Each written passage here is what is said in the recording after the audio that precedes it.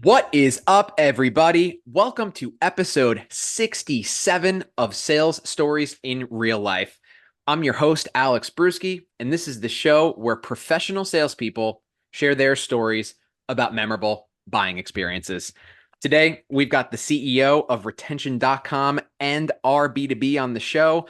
Welcome, Mr. Adam Robinson. What you're working on right now is person level website visitor identity. So go check Adam and his companies out. Typically on the show, we do specific buying experiences and do takeaways from that. You came to me with a really interesting idea, and we're going to run with it here, which is just how much the buying landscape has changed in go to market. So I'd love for you to take it away. What are you seeing out there, Adam? Ready when you are.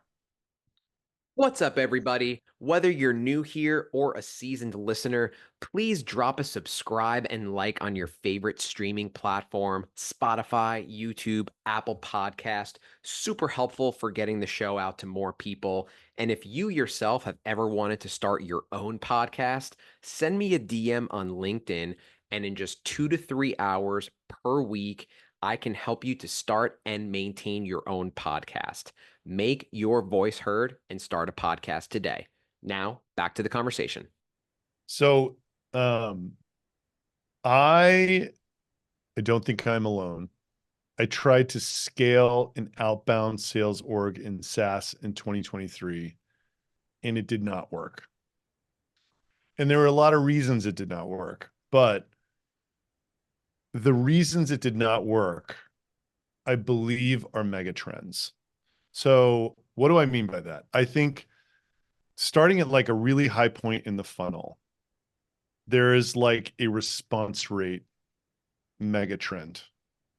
There's almost no conceivable scenario, I believe, in which the factors making response rates lower will reverse, right? It's very difficult to imagine. So like, I think and at the same time, people are spending more time on organic social media or ingesting organic social media content for every purpose, right? Like you're on LinkedIn, I'm sure a bunch, like I am kind of too. It's like other people on other social networks.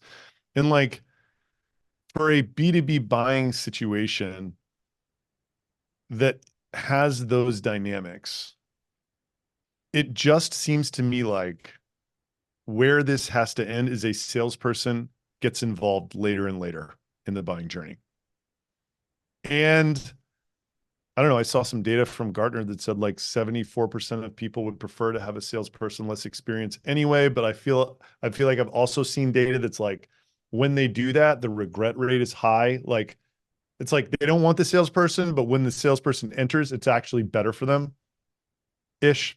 So like uh, it's a really interesting problem to try to optimize for, I think, right? Um, my interpretation is there was this, sales happen in the field. I think sales still happens in the field a lot, right? Especially kind of more expensive things. And then I think there was this great promise made by Outreach and SalesLoft and Zoom and Apollo that you could take those expensive people and just hire 21-year-olds and put them at a desk and teach them how to click, and that would do the same thing, right? And I think that for a while it did, but a lot of things got that ecosystem very overblown. And I think that's also correcting. And a lot of that goes back to the field. Like so I have two businesses. One is 22 million ARR SaaS called retention.com. It's been around for 4 years. It's bootstrapped. The only way we can get customers, the only way is running some sort of physical event, small or medium size. It's better that if we own it. And then we have a target account list, and we literally find people in the real world that know people on this target account list and get them to get that person to these events, which starts the sales motion, right? That's always going to work. It's expensive. It takes a lot of skill. It takes a lot of creativity, a lot of effort. Right. It totally blows, but it's survival. That's what we have to do, right? If we were sitting there trying to use outreach with a 21-year-old clicking buttons, that would not work anymore, right? Like nor would those customers. I mean, part of the reason it doesn't work is they don't want to buy that way. Like it's just not, it's not how they want to operate. So, but like, does that mean digital has absolutely no part in this buyer journey anymore? I don't think so. I mean, I think that so I'm kind of in this unique position, and I'm sure the reason I'm on the show is because I've built this big, relatively large founder brand as a SaaS CEO very quickly. Um, I think the reason that I have is because I have this perfect alignment between myself being my ICP Right. and having my ICP living on LinkedIn, basically. And like thirsty for this type of content. And then I'm also willing to say things other people are not willing to say. I'm willing to share things about my journey people are not willing to share, and all of that stuff. Regardless of what I am doing and how I am doing it, my observation from this content is that through sharing my journey and sharing my pain and kind of just talking about the problems that I'm trying to solve, the amount of focus that someone gives one of my posts when they read it is like 1000x more than the typical top of funnel activities that used to be done for this purpose. Yeah. Putting signs up at Dreamforce, buying a billboard, right? Like running, like, rippling, throwing in my LinkedIn feed the 5 businesses around me in Austin that use rippling. I really don't care. But like someone who's talking about something I genuinely care about, the amount of focus that's going to that is extraordinary, right? Yep. So like everybody has motivation for why they're creating content. Most people on LinkedIn don't just want to be famous, right? Like they are doing it to build authority around immediate and adjacent topics that they solve problems for, right? I think that's how a lot of sales is happening right now, right? There's a lot of the moving down the funnel, this like awareness and, sort of, uh, kind of like trust building, whatever that next consider. It's like a lot of that is happening and it's jumping around, but it's like happening through organic social media. Right. And there's this other dynamic about how organic social media works now, specifically the LinkedIn thought leadership ad that has made this. So like, what I was about to say is like, I think creating a huge audience on LinkedIn maybe isn't that hard. And like a ghostwriter could show you how to do a bunch of tricks to like get 100,000 followers, but they would be like people in Asia who are like talking about remote work or whatever, right? I think it is actually fairly difficult to create content where what you write will engage a certain type of audience. Right.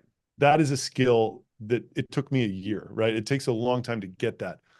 But once you have that, with how quick the feedback loop is on a post that hits and one that doesn't, and how much focus and attention you get from somebody, the fact that you can immediately turn around and plow ad dollars in behind the ones that pop is this huge superpower that is like changing the way. So like, this is not like they're going in and buying software because of this. It's just the whole top of the funnel of the buying experience is being very shaken up by this, by the emergence of the LinkedIn creator, especially as more and more executives in these verticals start talking on LinkedIn, doing this. So that to me is like a massive change. I think it's a change the buyers want. I think people they fucking tell me they like my content, right? Like, I think people enjoy this and it's part of their buyer journey, right? Like it's part of how they buy now. And it's way better than a cold call, right? Like it's way longer. It creates way more trust Right. and it is way more what the buyer wants. And then the last piece is like, I kind of went totally. So like we do person level website visitor identity. If you use 6sense or Demandbase or Clearbit, it's like they do the company level. So we were going to launch a person level identity, which is more valuable than the company. People tell us all the time, like, of course it is, because you want to know who's on your website. So it's like, I was thinking, since I have a brand, we could like start with the mid-market sales effort, which is typically very hard for startups because they don't have a brand, so you got to start small. Right. But then I was like, with all of these changes, that by the way, I just got hammered trying to do this last year. Like, what makes me think I'm going to be able to do it now? Right. And then I'm sitting here saying that all of the reasons that I think hurt me last year are going to get worse. So it's like, what's the opposite of that? Yeah. And to me, the opposite is like just freemium PLG salesperson gets involved way later, right? Like, Right. and then those two things can play off of each other, like this sort of scale benefit of, the content in the audience, and then the scale benefit of everyone in the audience also at least having tried your free product. And then you can like bolt different products and solutions onto that. And that's my idea of like, and it's working really well right now for a lot of reasons. I think it's like right place, right time, right product, right message, right, whatever. Hmm. But like, I do also think that this is what people want. It's what people want. It's like, okay, it's like, cool. Like, I just listened to you talk about this for like 8 months. I think I want to try it. Oh, cool. It's free. And like, I can just not even ask anybody at my company, put it on my site and like see if I actually like what I see. It's like, okay, cool. I like what I see. Hey, legal, will you like, approve this, please, or not? Right. And if not, why? Like, whatever. So, so yeah, this is one, and like, I'm talking my own book. This is what I'm doing, but I'm doing it as a result of this very traumatic experience I had last year, like trying to go from like one person to 20 salespeople and having to go back to 5 and up to 10 or whatever, right? It was horrible. Yeah. You can read my Glassdoor reviews. You can watch me. I read my I have horrible Glassdoor review ratings because we had to do a bulk layoff, and that's what happens when you lay off a bunch of people at once. And instead of getting people to post on Glassdoor, I decided I should just read them uh, mean tweet style. So I never read any of them.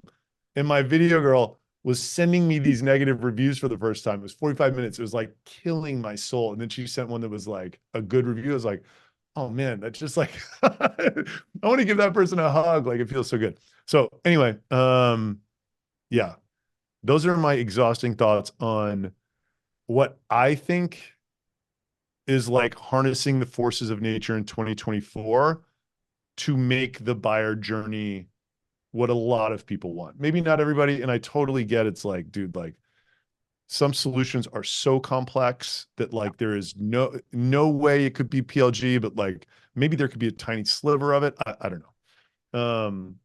So yeah, and it's really hard to once you're like firmly not PLG and like well beyond 30 million ARR. So I think it's really hard to go PLG with part of it because I think it just crushes this entire infrastructure you have around sales and marketing. Yeah. Because like your book demos go to zero. So it's like it's a hard situation for people who are in the middle of it. But I had the good fortune of starting from zero, looking at this whole problem. And that was what I came up with. It's like brutal experience plus what am I seeing? Okay, what's the perfect way to capitalize on all of that? Or just give the buyer what they want in that regard.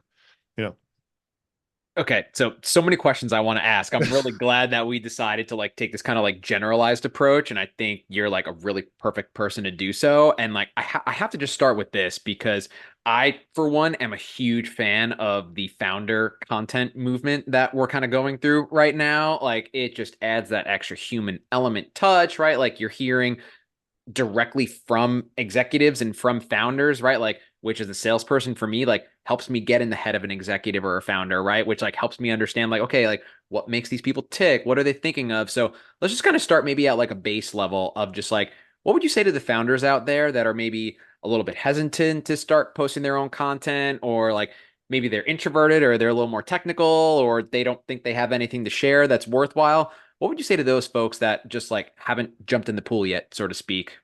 yeah, What so would you like suggest for them?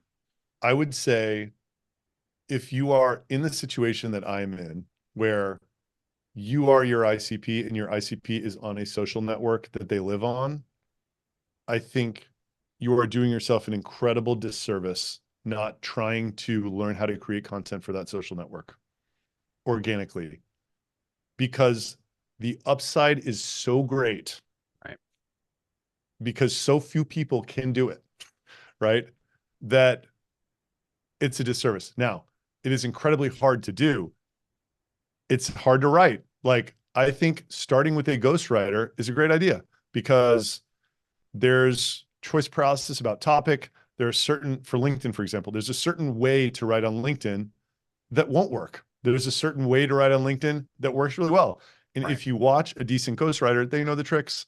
They know broadly the kind of topics that might hit. They know kind of like who to show you how to who to show you to emulate or whatever. But like, look, it's like it's kind of like playing the guitar or something. If you've never played the guitar and somebody's like, you know, play this riff. I can't even think of a song right now. Like, you're not going to be able to do that Right. on day one, right? Nice thing about LinkedIn is like you could hire a guitar player for a little while, watch them play, and by watching them, you kind of get the skill by osmosis. So that's that objection, and everyone has that objection. And the other objection, by the way, is kind of like, I don't want to be famous, but that's fucking bullshit because like you're not famous. You are very locally famous. Like you're famous to the point where if you go to an industry event, people will walk up to you and say that they like your stuff. Maybe a lot of them will if you get very famous. But like then you don't leave the hotel and have people stopping you on the street Right. saying I like your stuff, right? Like that's not what this is. When you have 80,000 followers on LinkedIn or whatever it is, Right. 20, right? So that's BS. And the other reason it's a an invalid objection is because that is the power. Famous is like a dirty word, but the parasocial relationship of creating human-human contact at scale is literally a sales machine. That type of trust cannot be built in any other way. So if you do not want that, then you do not want sales, as far as I'm concerned, right? And then the third type of objection is something along the lines of like, I don't want to get on the treadmill or like, I don't, you know what I mean? Like, Yeah. which, look, man, until you sell your business, you're on the fucking treadmill. Like, I don't care, right? Like, you're on one treadmill or another treadmill. So it's like, you just got to pick which one you're on, you know? Um, so yeah, I kind of don't buy any of them, any of the objections. That's hilarious. And I love what you said, and that's the perfect way I would explain it too, is like it's building trust at scale. Like it might take a few months, it might take a year, but like whatever it is, like you're eventually going to create that moment where there's like that waterfall where like you're actually creating genuine inbound. And like when you were saying that, I almost was thinking to myself, like, even if it's not B2B, like a plumber, right? Like making an example, like if there was a plumber posting content like, hey, if your toilet is clogged, if your sink is clogged, like here's a DIY that you could do, right? If I ever needed plumbing, Yeah, I'm going to go to that plumber. You know what I mean? Like totally. just be that source of educational truth and it can get you so far. Another thing that I wanted to ask you from your earlier monologue, I know I'm jumping around a little bit here, but there's so much I want to talk about, is you talked about some of those macro trends that are really affecting reply rates. For those that are maybe unaware or maybe those that don't follow that type of stuff the way that you do running two companies, what would you say are some of those macro trends that are really starting to impact reply rates? So I think that automation has just made the amount of sales messaging going out so much higher. Yeah. So it's like, here's what I would be willing to bet on. And I think anybody would be willing to bet on the same thing. More emails will get sent by less people next year. I don't know who would Probably disagree with so. that. Yeah. Yeah, I don't know who probably would so. disagree There's with that. probably going to be less BDRs, but way more emails, right? So it's like, and this as a result of that phenomenon, the actual outbound activity has gotten less efficient. And at the same time, there's a demand side thing where people are being told not to buy software, which is just making it worse. But still, the fact that so much is going out and people are buying less, the way sales managers respond is they say send even more. Like you know what I mean? Like up the activity metrics. So like, which just makes the problem worse. Which it's Right. this vicious cycle or whatever. So like that's one Right. side of it, and then the other side of it is inboxes are becoming a pretty unpleasant experience. I don't know. I run two companies. The amount of prospecting I get, the amount of cold calls, it's crazy. And I imagine you're kind of the same sales leader, whatever. Um, there is no way that these inboxes do not become more sophisticated and make getting in even harder. Yeah. So those are the dynamics. And it's like, people maybe don't answer the phone in offices anymore. Maybe some sectors still do, but like, and then the mobile phones all sort of have ways to like block and privacy. And like, so phones are harder. Right. Um, but here's what's interesting. To me, it's like I have this thing I say inbound led outbound, and people are like, well, that's just marketing. But like, I've kind of needed a term to describe exactly what I'm doing with RB2B. So it's like influencer led content, both posting on social platforms and doing other people's shows to basically tell my story and get them to go to my website. Then I resolve those visitors to the person level, and then I use my profile to reach out to them on the back of that intent signal. In a world of zero response rates, I still think people who read my content are going to respond to me. I don't think they're going to respond to Pete, who works for me Right. in a zero response rate world. I do think they're going to respond to me. So it's this hyper power that not only are you able to hold attention at this rate that no other advertiser can who can't create excellent organic social content, you are also, you have the permission, basically, even if it's not opt-in, you have an implicit agreement through this trust that you built that you're actually the only one who can contact them. Right. And what I've done, which is crazy, is through my LinkedIn profile, we can hit people up who are in our target market and like from my profile, tell them to get on the phone with Pete, and the book rate is the same as if it's through me. So it's like it can scale beyond the hours that I have, Right. which is so phenomenal. And that to me is like this motion, right? It's like, but again, it's like it's not going to work for you if you sell to elementary school teachers, right? It's like it's perfect for exactly what I'm doing. There's like other sectors where the platform and the motion would be different, right? But Yep. like, I still have this belief. It's like there's a reason the Kardashians became billionaires selling lipstick or whatever, right? It's the same reason. It's because their whole sales funnel occurred while no one even realized it was happening. And then they stuck a commoditized product into it and billions of people bought it. Like that is it. And we don't really appreciate this power in B2B yet. It's still sort of referred to as something different than it is over there in D2C, but like that is what it does. It makes people, it is this trust that you just can't create any other way. That's a good that's a really really good example, particularly like knowing where your customers live. That's a good example. Like same is not going to be true with elementary school teachers, like whatever other persona. What do you find are like, let's say, and most of the people listening to the show are going to be a part of B2B.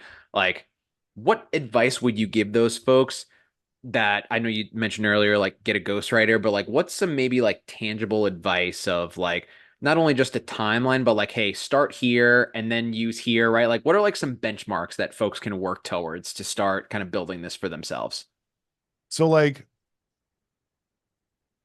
what really helped me. So like I started in a way that I might encourage someone to start. It was like a ghostwriter, and they were like kind of using some tricks to grow the audience, like some engagement circles and some stuff that like, whatever, it just gets it moving. Yeah. And then I just had this feeling. I was like, I'm spending a lot of time on this. I'm trying to like make it because I was making videos on my own, even though I had a ghostwriter and like whatever, I was paying a bunch.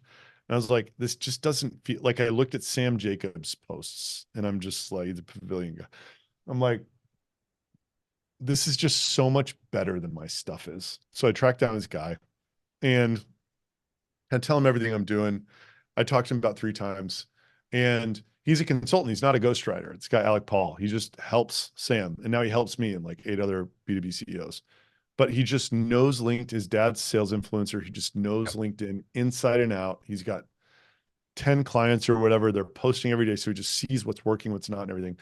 And he helps you with idea generation, calendar management, like everything, right? So what changed initially with Sam is that I started like the emphasis was on we need to create the best hook. Pretend every LinkedIn post you have to pretend that no one knows who you are and they've never heard of you before. Massive credibility building in the hook. And I think for me, there's a few things that work every time. It's like I bootstrapped 10 million ARR in 24 months with 6 people, and these are the 5 whatevers. Or like another great one, which anyone can use, is like, I spoke to 30 BDR leaders in the past 14 days. It's like numbers are huge. Yeah. And they said these 5 things which are controversial and like whatever, right? So like anything that gets you that like you can, or like I've seen salespeople, I closed, 4,300,000 last year. And like, these are the 5, like any hook, whatever you have done, right? You have to rotate between them, but Yeah. like massive credibility building hook. Things, if you say this group of people who's prominent is wrong, that works great. Whatever. So great hook. I started using templates more. So there's this guy, Nigel Thomas, who I think uses templates really well. And it's like, I find it very easy to write in like a list format where it's like Yeah. a list in a couple sentences, like 1, 2, 3, 4, 5, and then a takeaway. And then the last is always have a takeaway. Always sort of like, if you caused emotional agitation, let them out of it in the takeaway, provide a solution, right? Always like a perfect post is like extreme, like slow and then deeper agitation of a pain that only your audience would know what you're talking about, and like details around that pain, Yeah. right? And in like second and third order consequences of that pain that are like making their life worse or whatever. And then there's like the relief. And then you wrap it up with like a coy close that's like either a pun or like whatever, but it's a dopamine hit and it gets people to engage. Like that's the perfect LinkedIn post. And it's like written in a way to where there's not chunky paragraphs. Right. That's a huge problem that I see with newbies.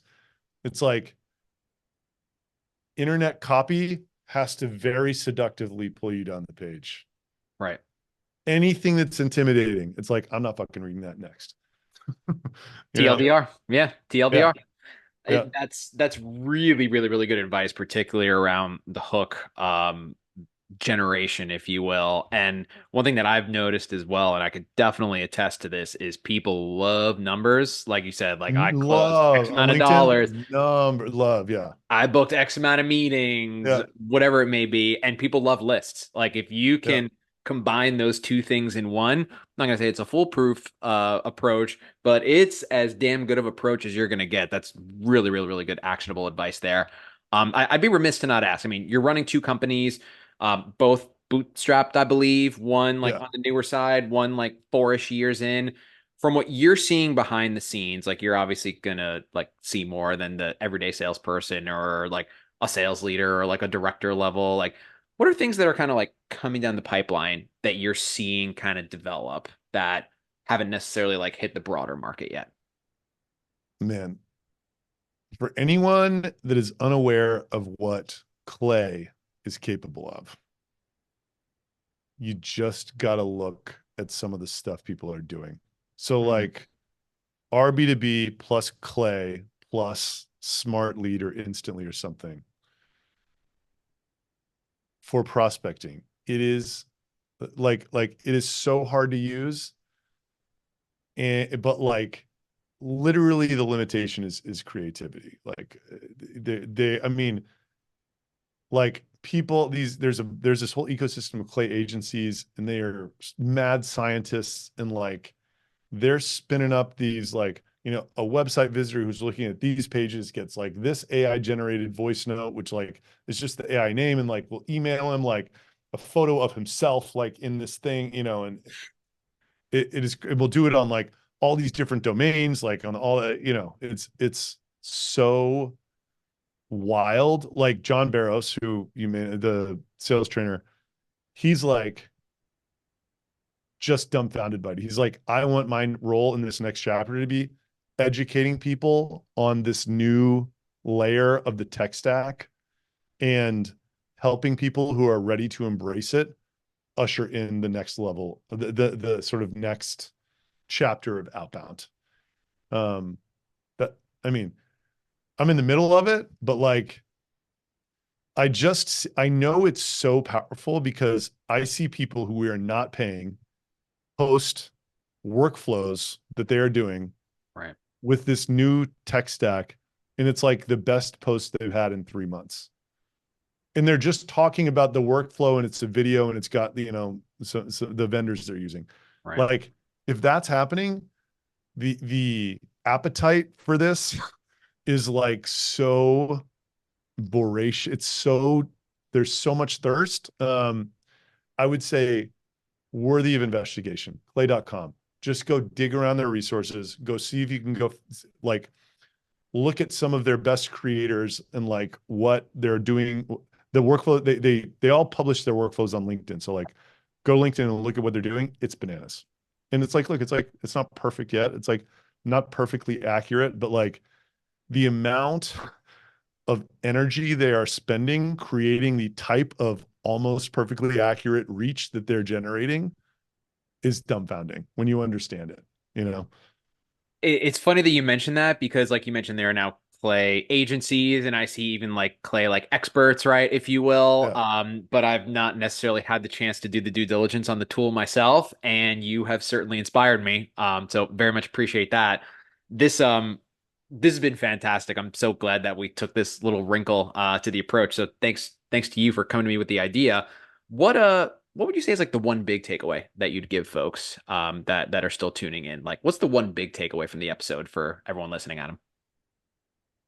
I think the buyer journey has changed a lot and we don't even realize it yet. You know, it's like it's happening right in front of us. Like the Yeah. Kardashian phenomenon is going on right now in B2B, and we are not, I think we're somewhat aware that it's happening, but it is like a massive shift that is occurring. That is the one takeaway. Either you think people are underestimating how big the Yeah, shift. exactly. Exactly. I just think it is not evident to most people how large the shift has been and how much momentum it has. You know, the organic social media content movement in B2B through personal profiles, not through like whatever bullshit content HubSpot was putting out in 2008, right? Like it's it's big. It's a big thing. You know, they always say like B2B is like well behind B2C, and like it's just been going on for the same reasons over there for so long, and it's like just it's a newly lit flame over here that is like growing and growing.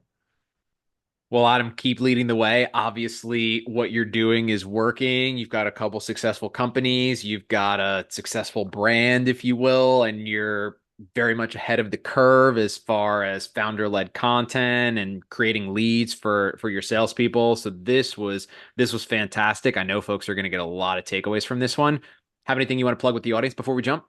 Yeah, just do me a favor and check out my website, rb2b.com. If you get an email from me, that's because you visited my website. That's the product working, Yeah, right? Um, exactly. Go check it out, RB2B. Go check out Adam on LinkedIn as well. Great follow. I can attest. This has been absolutely fantastic. Thank you for enlightening us all with not only where things are today, where things are going, but also just like what it's like being in the head of a founder. Like I think that's one of the best things that podcasting could do is it can help you to get into the head of a founder and sales executives and sales leaders. So thank you for sharing that with us today, Adam. This has been absolutely fantastic. Sales Stories in Real Life, fam. It's a wrap. We will see you next week. Cheers. Thank you, Alex.